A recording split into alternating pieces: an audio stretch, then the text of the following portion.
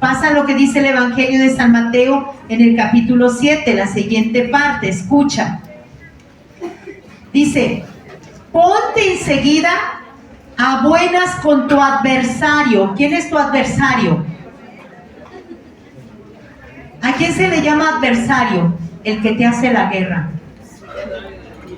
Tal vez tu suegra te hace la guerra y sientes y dices tú, esa bruja. Y te dice el Evangelio, ponte en paz con ella. Ponte en paz. ¿Quién es tu adversario? El que te ha hecho daño. ¿Quién es tu adversario? El que te lastimó, el que te dañó. Ese papá, esa mamá, ese hermano, ese esposo, esa persona que te lastimó. Y dice, ponte a buenas con tu adversario mientras vas por el camino, mientras vives. Porque dice, no sea que tu adversario te entregue al juez. Cuando tú llegas al cielo y te dice el Señor, ¿quién tiene algo a favor de Margarita? Y se van a levantar las manos de todos los que recibieron una bendición a través de mí. Pero también el Señor va a decir, ¿quién tiene algo en contra de Margarita? Y se van a levantar las manos las personas que yo lastimé. Y entonces el Señor, si yo a ti te aborrecí porque me pegaste, me golpeaste, no te quiero ver, no te quiero perdonar, te deseo lo peor, ¿verdad? Y muero, Dios no te puede perdonar porque no le perdonaste. Y el diablo dice, carambola, 2 en 1. Por eso el diablo no quiere que tú sanes. ¿Y qué es lo que hace? Te machaca tus heridas para que te acuerdes que te lastimó, te hirió, para que recuerdes que te ofendió, para que recuerdes. Y entonces tú sientes y recuerdas a tu papá y dices, no quiero matar. Y recuerdas a la persona que te dañó y dices, quiero que lo arranquen, que lo maten, que... ¿Sí me entiendes? Y hasta luego te enteras que le fue algo mal y dices, ¡qué bueno! Eso es odio. Eso ya no es resentimiento, eso es odio. Cuando tú ya deseas el mal, cuando tú ya deseas a esa persona que se muera, cuando tú ya deseas, ¿verdad? De hermanos a hermanos. A veces yo he escuchado hermanos que han dicho, ¿verdad? Que te mueras y que esto, que no. Imagínense. Si mueren esos hermanos y no se perdonan, ninguna indulgencia les va a servir. ¿Ya? Porque dice la palabra de Dios, y por eso es muy importante darnos cuenta. Ponte enseguida buenas con tu adversario, no sea que te entregue al juez y el juez al guardia y te metan en la cárcel, en el infierno. No te aseguro, y yo te aseguro que no saldrás de ahí hasta que hayas pagado el último céntimo. Si sales de ahí, esa cárcel es el purgatorio. Pero si no llegas a salir nunca, esa cárcel es el infierno. ¿Entiendes? Y entonces por eso jubileo significa no solo, ¿verdad? No solo que nosotros recibamos bendición, quitar las cosas que no dejan a Dios que nos bendiga. Darnos cuenta, hermanos, hay que darnos cuenta porque hay sufrimiento en nuestra vida. Hay muchos que culpan a Dios de todo. Dios se llevó a mi mamá. Me decía una vez una servidora, por mucho tiempo yo no podía perdonar a Dios, porque ella era una niña de 10 años cuando murió su mamá. Y era la mayorcita de sus hermanos y le tocó quedarse solita cuidando a sus 6 hermanitos. Y entonces, fíjense los errores que cometemos. Por eso lean, instrúyanse, para que sepan cómo hablar en las situaciones difíciles. Y entonces dice que una maestra le dijo a la niña, a ella cuando tenía 10 años que perdió a su mamá, ¿podía entender ella por qué se fue su mamá? No. Y en lugar de abrazarla y decirle, mijita, aquí estamos, Diosito está contigo, no te va a dejar sola, ¿saben qué le dijo? Diosito se la llevó porque la necesitaba con él. Y entonces la niña dice, ¿quién eres tú? Dice que ella salía al cielo y le decía a Dios, ¿Por qué me quitaste a mi mamá? No creo que tú la necesitaras más que yo y mis hermanos. Y por muchos años ella no se quería acercar a la iglesia ni a las cosas de Dios porque estaba resentida. Porque una persona le dijo que Dios necesitaba más a su mamá y por eso se la había llevado. Fíjense qué tremendas las heridas. Y esas heridas se ven contaminadas. Y por eso hay que ponernos en paz mientras tenemos vida. Hermanos, no voy a dar el tema de mañana porque vamos a aprender el poder sanador del perdón. Pero quiero decirles ahorita que si tú tienes una situación y quieres perdonar, pero no puedes, herida contaminada, infectada. Y el diablo diciendo, no sanes. Porque tu resentimiento te va a condenar. Porque ese deseo de mal porque te dañaron, ese deseo de mal porque te lastimaron, eso te va a condenar. Por eso lo primero que el Señor quiere es que le entreguemos las heridas, dejarte sanar. Y en este momento el Señor quiere que nosotros nos dejemos liberar. ¿Qué puede hacer que el enemigo tenga autoridad en mi vida? Ojo, hay 6 puertas que el hombre le abre a Satanás. 3 puertas somos culpables, 3 puertas no somos responsables. Puertas de que yo no sea responsable y me abren la acción del mal a mi vida. Pecados de mis padres, de ocultismo, de opresión. Ellos abren la puerta y yo recibo como hija el daño. Ataduras familiares, maldiciones familiares. Yo no soy responsable, como la hermana que está dormida.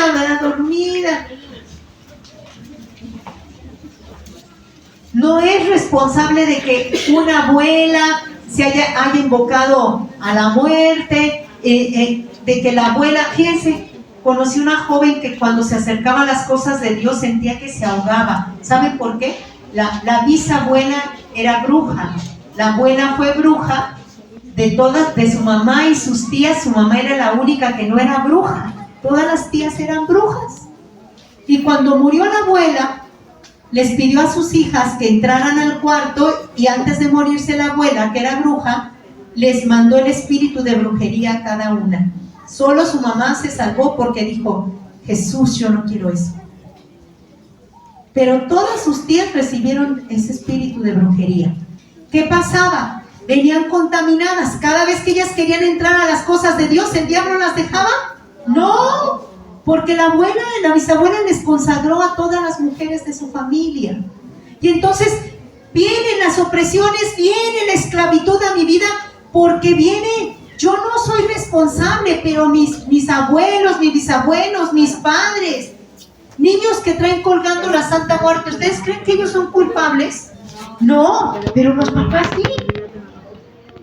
Y entonces, así entra el enemigo. Otra puerta de la que no somos responsables, que alguien te maldiga, que alguien te lance un daño, te lance una maldición. Tú no eres responsable de que te maldiga, pero te voy a decir una cosa, ¿por qué te pega? Le decía yo a una señora, madre, es que me aventaron una gallina negra ahí afuera de mi estética y me echaron sal y ramas y un sapo podrido y que no sé qué. Y le digo, ¿y por qué tiene miedo? ¿Usted va a misa?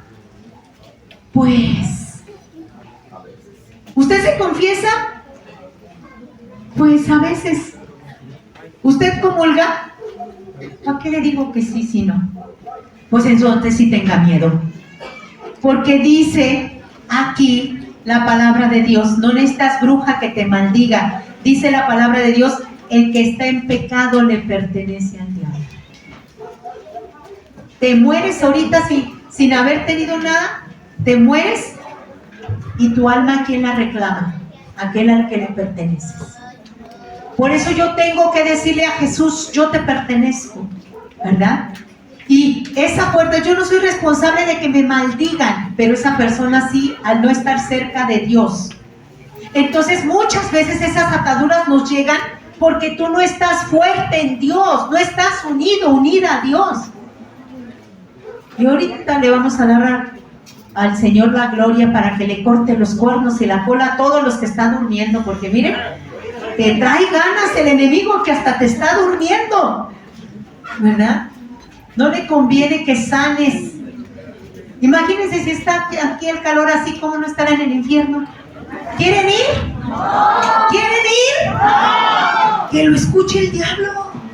No quiero ir, no te pertenece, ¿verdad? Tercera puerta de la que yo no soy responsable: heridas de vientre materno. Porque las heridas del vientre materno, si no son sanadas, como en la oración que hicimos hace rato, si no son sanadas esas oraciones, por ejemplo, una persona puede tener problema de identidad con su sexo por haber recibido heridas de rechazo. La mamá que quería que el segundo hijo fuera niña y fue niño. El papá que quería que ya le tocara una niña y fueron 4. Y luego todavía le decían al menorcito, ¿verdad? La nina. Le pusieron así, ¿por qué? Porque pues querían una niña y fue niño, y entonces todos sus hermanos y todo le empezaron a decir nina. Fíjense cómo generamos ataduras. Y muchas heridas de vientre materno que no son sanadas, las llevamos arrastrando y el enemigo las contamina, las oprime. Como aquel muchacho que el enemigo le decía: tú eres gay, tú eres gay. Y dice que él sentía esa voz y él decía: no, no es cierto. Y sentía esa voz que le decía: tú eres gay. Eso se llama obsesión. El enemigo que habla en tu mente. Y entonces, hermanos, esas son las 3 cosas que nosotros podemos sufrir, pero que nosotros no las buscamos. Pero ¿cuáles son las cosas de las que somos responsables? Que fuiste a buscar salud, prosperidad, que fuiste a buscar, ¿verdad?, ayuda para tu situación, para tu enfermedad. Fuiste a buscar con brujos, con curanderos, donde se invoca un poder, sí, pero no de Dios. Pero que esté el rosario colgado, lo traen colgado. Ay, mira, el diablo no le da miedo que yo traiga el rosario colgado, le da miedo que yo lo rece. ¿Sí me entienden? Y entonces, si yo acudí, muchos acudimos tontamente como el del camión, ¿verdad? Porque nos dijeron, porque no sabíamos, porque vimos que cuadros, porque vimos que rezó. Pero toda persona que mira que te voy a dar consulta, que una doctora que te consulta, pero que te dice que pongas las manos así y que va a invocar la fuerza, cuando ya involucra en lo espiritual con lo científico, huele a azufre. Así entra la nueva era, el famoso Reiki. ¿A quién le pide el poder? Y hasta dicen ellos: yo te voy a sanar, voy a pasar las manos sobre ti, y la energía del universo. Nosotros no le llamamos energía. ¿Sabes por qué le llaman energía? Porque no es Dios. Nosotros le llamamos Espíritu Santo, poder de Dios. ¿Me entienden? Y tú vas al Reiki y te dicen y esto y lo otro, y vas y recurres y te dan las hierbitas. No está mal que te tomes un té para que te alivie la panza, pero si al darte el té te ponen a rezar, te ponen a hacer, ya está mal. ¿Por qué no te dicen ve a misa? ¿Por qué no te dicen confiésate? Porque no es de Dios, ¿verdad? Y entonces, haber acudido es algo de lo que nosotros tenemos que renunciar para que se vaya toda esclavitud. Porque cuando tú fuiste, haz de cuenta que fuiste a pedirle ayuda al enemigo. Y entonces el enemigo te ayuda, te hace el favorcito, te da salud, te da prosperidad, pero te dice: pero tú me perteneces. Y no solo tú, tu descendencia. Entonces, por eso es que necesitamos nosotros romper eso. Segunda cosa de la que somos culpables: nuestro pecado. Porque si por el pecado le pertenecemos al enemigo, y yo no me quiero confesar, y yo no creo, y el Padre es un hombre, y no.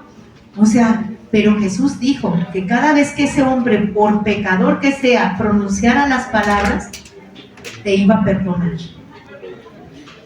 Entonces, hermanos, ¿Somos responsables de tener pecado? ¿Somos responsables de que esté esa losa que no deja a Dios bendecirme?